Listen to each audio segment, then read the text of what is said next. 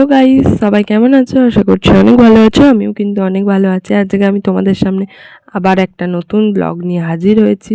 তো সকালবেলা ঘুম থেকে ওঠার পরেই না আমি জামা কাপড়গুলো দেখলাম নোংরা হয়ে পড়ে আছে। তাই ভাবলাম কি করি, চলো গুছিয়ে ফেলাই না যাক। কারণ নোংরা হয়ে থাকলে এমনিতেও ঘরদোর দেখতে খুব একটা ভালো লাগে না। সেই জন্য গোটা ঘর পরিষ্কার, আর এই একটা জায়গায় কেন নোংরা হয়ে থাকবে। আর এই শাড়ি টাড়িগুলো পরে আমি ভিডিও টিডিও করি, সেই জন্যই রিলস করি। সেই জন্যই এগুলো আমি এরকম করে পরে তারপরে এরকম খুলে রাখে থাকি। তারপরে এই রেখে দেয়া শাড়িগুলোকে আমি গুছিয়ে নিচ্ছিলাম আর কি।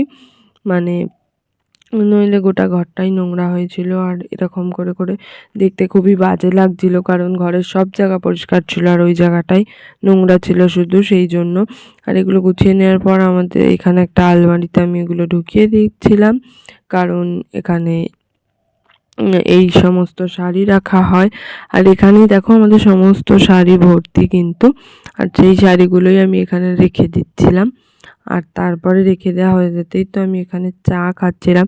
আর এখানে আমি 2টো ব্রিটানিয়া বিস্কিট আর চা খাচ্ছিলাম। অবশ্য এটা দুধ চা ছিল। অনেক দিন পর আমি দুধ চা খেলাম। তারপর আমি পড়তে গেছিলাম। আর পড়তে যাওয়ার সময় কোনো ভিডিও ক্লিপ নেওয়া হয়নি, কারণ আমার 7টা থেকে পড়া, আমার রেডি হতে হতেই 7টা 10 বেজে গেছিলো। সেই জন্য পড়তে থেকে আসার পর পরোটা খাচ্ছিলাম আমি লঙ্কা আর আচার নুন দিয়ে। একটুখানি আচার আর লঙ্কা নুন দিয়ে পরোটা খেতে আমার খুবই ভালো লাগে। পরোটা খাওয়ার পর আমি একটু বাইরে গেছিলাম, কারণ আমাদের ঘরে নেটের প্রবলেম হচ্ছিল, সেই জন্য বাইরে গিয়ে একটু নেট আনছিল বাইরে, তাই আমি বাইরে বসে বসে ফোন দেখছিলাম। আর তার মধ্যেই কিন্তু আকাশটা ঠিক এরকম হয়ে এসেছিলো, আর যার মধ্যে আমি কিন্তু এরকম ভিডিও করছিলাম। আমার খুব ভালো লাগছিল, বাট আকাশে মেঘটা অতটাও বোঝা যাচ্ছিল না, কারণ রোদটাও ছিল, তখনও রোদ যায়নি কিন্তু। আর তারপরেই তো মা এখানে দেখলাম এত কিছু রান্না করে ফেলেছে। ডাল, আলু ভাতে, তেল লঙ্কা, এখানে ভোলা মাছ ভাজা। আর আমি জানো তো ঝালের মাছ খাই না, মানে ঝালের আমি কোনো মাছই খাই না। যে মাছই দাও আমাকে ভাজা দাও, যে মাছই দাও আমাকে ভাজা দাও, আমি ঝালের খাবো না।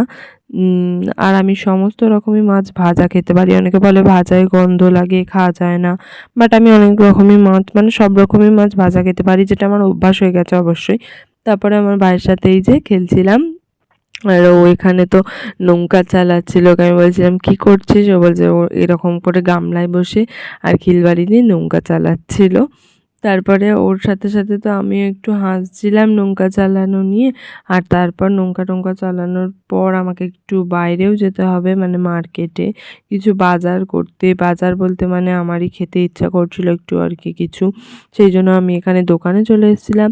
আর এখানে দোকানে আমি লেস, কুরকুরে, আইসক্রিম এই সমস্ত কিছুর একটা দোকানে চলে এসেছিলাম, যেখানে এসে তো আমি কি খাবো বুঝতেই পারছিলাম না। তারপরেই আমি এখানে ঠিক করলাম যে চলো আইসক্রিম নিই। তারপর আমার ভাইয়ের জন্য এখানে আমি 2টো আইসক্রিম নিয়েছিলাম। আর তারপরে একটা আমার মা খেয়েছিল আর একটা আমার ভাই এখানে খাচ্ছিল। আর আমার আইসক্রিম খেতে যেহেতু ভালো লাগে না, সেই জন্য আমি আইসক্রিম খাইও নি, আমি আমার ভাইকেই দিয়ে দিয়েছিলাম। আর ও এখানে কর্নেটপের প্যাকেটটা ছিঁড়তেও পারছিল না। আর ও এখানে মানে প্যাকেটটা ছিঁড়তে ছিঁড়তে কিরম করছিল খালি দেখো, প্যাকেটটা ছিঁড়তে পারে না। আর আইসক্রিমগুলো পুরো গলে গেছিলো, আমুলের আইসক্রিম তো, আমুলের আইসক্রিম পুরো গলে যায়। তারপর ওকে আমি একটু হেল্প করছিলাম, বাট ও না, কেউ হেল্প করলে হবে না, ও একাই সব করবে। সেই জন্য গোটা হাতে মুখে মেখে এবার খাবে, খালি দেখবে তোমরাই দেখো। অলরেডি মেখে ফেলেছে মুখে, কিন্তু তোমাদের বলার আগেই। কিন্তু আমার আইসক্রিম যেহেতু খেতে ভালো লাগে না বললাম, তাই আমি আমার জন্য ফুচকা এনেছিলাম, যেটা অবশ্য আমি আনিনি, কিন্তু আমার মা এখান থেকে কিনে রেখেছিল। আমাদের পাড়াতে ফুচকাওয়ালা যাচ্ছিলো, সেখান থেকে আমার মা ফুচকা কিনে রেখেছিল। আর এখানে আমি ফুচকা খাচ্ছিলাম। আমার আইসক্রিমের থেকে বেশি ফুচকা খেতেই ভালো লাগে। আইসক্রিমও ঠিক আছে, বাট ফুচকাটা একটু বেশিই ভালো, সেই জন্য আমি ফুচকাই খাই। আর আমার ফুচকা খেতে আইসক্রিমের থেকে সত্যি অনেক বেশি ভালো লাগে। আর আমি ওই জন্য এখানে ফুচকা খাচ্ছিলাম। আর আমি পুরো ফুচকাটাই খেয়ে নিয়েছিলাম, মানে এখানে 20 টাকার ফুচকা ছিল, আমি 20 টাকারই ফুচকা খেয়ে নিয়েছিলাম, কারণ আমার মা খাবে না বলেছিল, আর আমার মা বলেছিল যে আমি তোর জন্যই কিনে রেখেছি। এই সমস্ত কিছুর পর দেখলাম মা একদম সন্ধেবেলা মোচা ছাড়াতে বসেছে, কারণ এই মোচাটা কালকে রান্না হবে অবশ্যই, আজকে হবে না। কালকে রান্না হবে বলে মোচাটা এখানে মা ছাড়িয়ে রাখছিল। আর এই দেখো, এটা কিন্তু আমাদের গাছের মোচা, কত বড় জাস্ট হয়েছে, আমি সেই জন্যই তোমাদের দেখাচ্ছি। আজকের মতো এতটাই থাক।